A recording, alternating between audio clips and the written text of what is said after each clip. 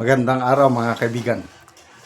Good news po ang pag-usapan natin ngayon kung saan namamayagpag si Senator Robin Padilla and Senator Alan Peter Cayetano. Sa senatorial survey, latest survey silang nauna. So, napahiya ang Gatchalian Locson Soto Black. Ito, update muna tayo sa fund drive ng Brave 14 Marines. Kanina lang umaga nakapagpadala tayo ng 160,000 pesos sa bank account ng Brave 14. Kaya all in all, 470,000 yung naunang padala natin plus 160 ngayon.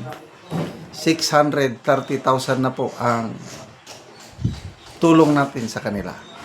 Kaya salamat sa mga nagpadala ng tulong. Yung gusto pang magpadala, pwede pa rin. Dahil kailangan nila ng tulong para pampiyansa sa mga susunod pang warrant of arrest na mailabas laban sa kanila. Ito po ang ating GCash number, 0966-265-8480. Ivan Henry Sibog ang pangalan ng GCash. So ito, post ng Manila Times, gandang balita. Incumbent Senators Robin Hood Padilla and Alan Peter Cayetano lead the latest senatorial voting preferences for the 2028 election according to a Momentum Research survey. Wow, galing! So tingnan natin ang article ha. Yung Pulse Asia, nangunguna pa rin sina Padilla, number 4 si Cayetano noon. Okay, ito. Padilla top the list with 43.9% of the respondents saying they would vote for him if the 2028 elections were held today. Cayetano followed closely with 43.4%, while Senator Rapi Tulfo ranked third with 38.2%. Other sitting senators in the top 14 were Loren Legarda, 31%, Francis Escudero, 23%, Jinggoy Estrada, 18%. Former senators and other potential candidates also place among the leading names. Former Senator Grace Poe received 33.7%, followed by former Senator Manny Pacquiao, 24.2%, Makati City Mayor Nancy Binay with 23.6%, and former Senator Cynthia Villar with 19.1%. Davao City Mayor Sebastian Basti Duterte ranked next with 34.8%,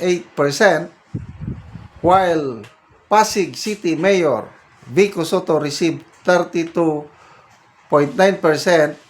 Davao 1st District Representative Paulo Pulong Duterte got 22.4%, and broadcaster Ben Tolpo 17.6%. Okay, so dito makikita mo ang daming pumasok. Ito, JB Ejercito, wala na. Number 12.9% na lang si JB Ejercito. Ginagabaan na. Masyado nang mababa. Mas mataas pa ang rating ni Senator Jinggoy. Okay. So, anong ibig sabihin nito? Buhay na buhay pa rin ang mga Duterte. Yan lang ibig sabihin niyan. Ang daming nakapasok. Bilahin ko yung nakapasok ha. Halos 6 or 7 na mga aliado ni Duterte ang pasok sa Magic 12. Parehas din sa Pulse Asia Survey, 6 na senador ang pumasok sa Magic 12. So, what does this mean? Kahit anong paninira nila sa mga Duterte, hindi umobra. Kasi kung ayaw na ng taong bayan sa Duterte, dapat itong mga senador na ito na sumusuporta sa mga Duterte, mababa na sana ang kanilang rating. The fact na nangunguna sila, ibig sabihin, marami pa ring Pilipino na nagmamahal, nagtitiwala sa mga Duterte. So, good luck sa mga diehard Duterte haters. Galingan nyo pa kasi lumalabas. Hindi ninyo kayang patumbahin si VP Sara at ang kanyang mga aliado. Latest Pulse Asia Survey. 49% si VP Sara. Kumpara doon sa mga kay VP Leni at Senator Tulfo, mababa sila. Kaya namamayagpag po ang mga Duterte sa Vice Presidential Survey, Pulse Asia, nangunguna si Senator Bongo, Senator Bongo and Senator Padilla. Kaya, kikita nyo na, sa 2028, ratsyada. President and Vice President, mananalo ang kampo ng mga Duterte. Sa senators, pinakamababa yung 6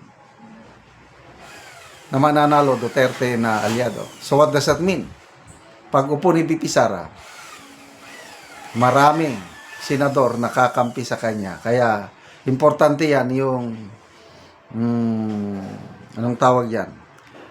Yung clout o influence ng Pangulo sa both houses of Congress. Ibig sabihin, VP Sara, President Sara.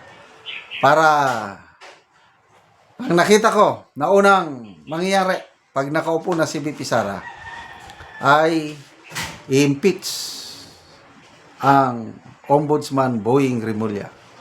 I might be wrong, kailang sa tingin ko, kung gustuhin ni VP Sara na mapakulong ang mga malitagang ngayon, dapat yung ombudsman yung hindi katulad niya. Salamat mga kaibigan sa inyong pagsubaybay sa channel nito. Nakakatulong kayo ng malaki sa tribong Talandig ng Bukidnon dahil ang sweldo natin sa channel nito is pantulong sa tribo. Namimigay tayo ng libreng yero at pakok para makapagpatayo sila ng mas maayos na tirahan. Panoorin nyo ang video nito. Muna ni ang natagaan na mo og yero. Karon mo na ni ang itsura sa balay ni Kuya sa tagaan na mo og yero nga mga tunnel bag lang. Ang kuan niya yang balay.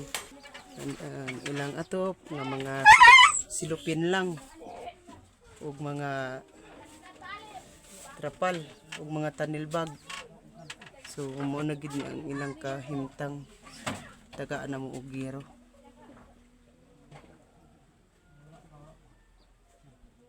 Ibutangan lang gani og mga kahoy ba ang inyong balay tungod sa ilang kahimtang ang ani lang, so tagaan na mo sila giro para nga makatop sila. Karon niya pila na gyud ka tuig nga nagantos mo nga ani lang mga silupin lang gyud nga ang inyong atop.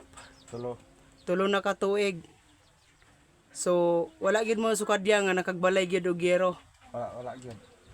So silupin ra gyud. So asa man sa dinhi niya gikuha nga silupin lang nga inyong gi atop? Sa talakag niya mong gikuha. Di sa dulan. Oh. Inyong gipampunit. Oh. So inyong gi himudan nga atop. So asa man karon niya imong asawa? Sa Ryan.